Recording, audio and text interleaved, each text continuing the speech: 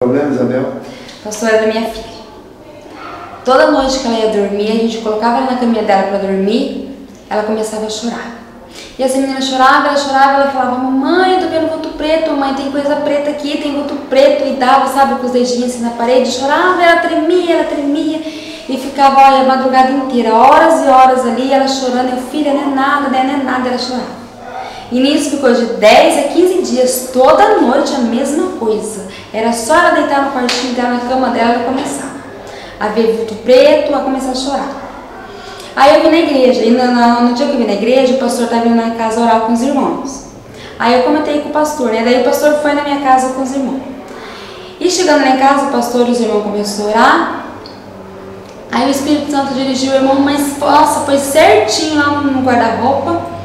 Quando chegou lá no guarda-roupa, tinha CDzinho da Disney, tinha CDzinho da Barbie, da Cinderela e do Mickey. Que ela tinha ganho, sabe? Ela ganhou e eu guardei, deixei lá. Aí o pastor pegou e falou assim pra mim: olha aqui, Isabel, tá vendo? Pode ser isso aqui a causa que a sua filha não tá dormindo todos esses dias.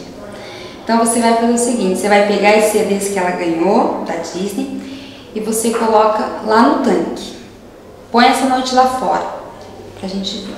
E nisso fazia 15 dias já que ela não dormia, a noite inteira, a madrugada inteira. Aí o pastor, os irmãos, acabou de fazer a oração, né? Daí vocês foram embora. Eu peguei o CDzinho que ela tinha ganho e coloquei ela no tanque. Depois de 3 minutos eu coloquei ela no quarto para dormir. No outro dia ela foi acordar meio-dia. Eu tive que acordar ela, dormir a noite inteira. Depois desse dia pra cá, nunca mais. E o que você fez com os CDs? Aí eu peguei o CD e joguei tudo fora. Deixei no tanque, né, na noite, que o pastor pediu pra mim deixar. Aí quando eu vi aquela bênção, aquele milagre, no outro dia eu peguei o CD, destruí o CD, botei no lixo e joguei fora. E desde então ela nunca mais teve qualquer perturbação? Nunca mais, eu tenho que acordar ela para levantar, porque senão ela perde a hora para ir pra escola. É dorminhoca? Dorminhoca.